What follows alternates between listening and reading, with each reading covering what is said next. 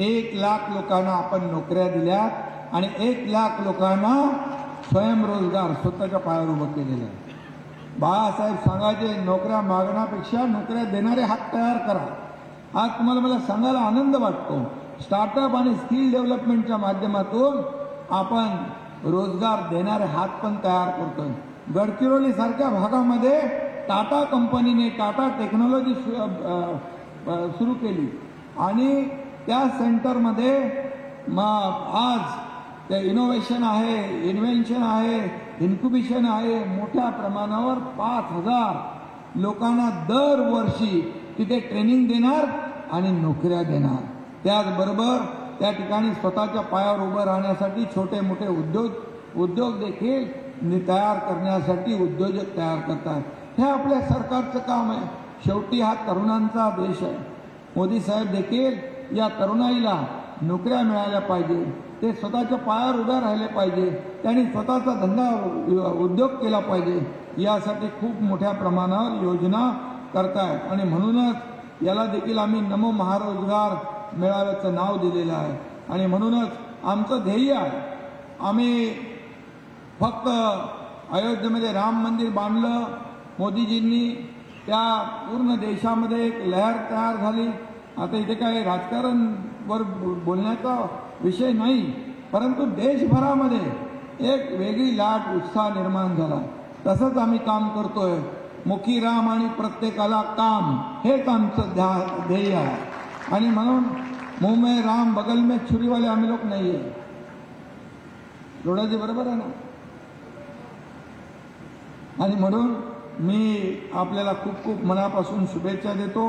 या ठिकाणी आज मोठ्या प्रमाणावर सर्व लोक या ठिकाणी आलेले आहेत। कुशल रोजगारक्षम युवा घडवण्यासाठी आपण 11,600 कोटीची तरतूद केली आहे। मुख्यमंत्री रोजगार निर्मिती कार्यक्रमातून 50,000 नव्या रोजगार निर्मितीचं टार्गेट आहे, तर ते म्हणाले 1 लाख लोकांना आपण दिलं। मुख्यमंत्री नारी शक्ती अभियानातून महिलांना उद्योग आणि रोजगाराची संधी म्हणजे महिला बचत गटाला आपण सक्षम करतोय। लेक लाडकी लखपती योजना आपण सुरू केली। महिलांसाठी एसटी मध्ये आपण सवलत दिली। शेतकऱ्यांना 6,000 रुपये केंद्राचे, 6,000 आपल्याचे 12,000 आपण देतोय। 1 रुपयामध्ये पीक विमा योजना आपण करतोय।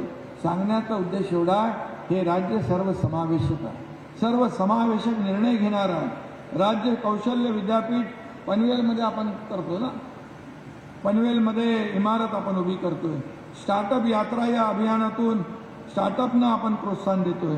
काही ग्रामपंचायतीमधून रूरल स्किल सेंटर आपण स्थापन करतोय आणि वरळीमध्ये आधुनिक प्रशिक्षण आणि कौशल्य विकास भवन बांधतोय। राज्यात 2000 प्रमोद महाजन कौशल्य विकास केंद्र स्थापन केलेले आहेत। आणि म्हणून आज मुंबई महापालिकेच्या शाळांमध्ये देखील आपण सगळ्या सब स्कूल में किया ना आपण स्किल डेव्हलपमेंट सेंटर। मुंबईमध्ये महापालिका शाळांमध्ये आपण स्किल डेव्हलपमेंट सेंटर सुरू केलं। बांगर इकडे आहे।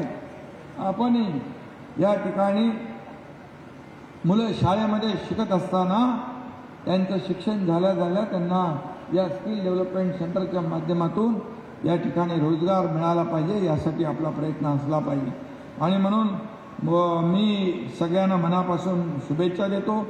आपले मंगलप्रभात लोढा यांना खूप खूप शुभेच्छा देतो, कारण ते मनापासून या ठिकाणी उद्योजकांना आपल्या उद्योग मंत्र्यांची मदत घेऊन, उद्योग विभागाची मदत घेऊन या ठिकाणी कंपन्यांना आव्हान देतात, त्यांना बोलवतात, निमंत्रण देतात आणि या ठिकाणी हजारो युवकांना रोजगार मिळतो।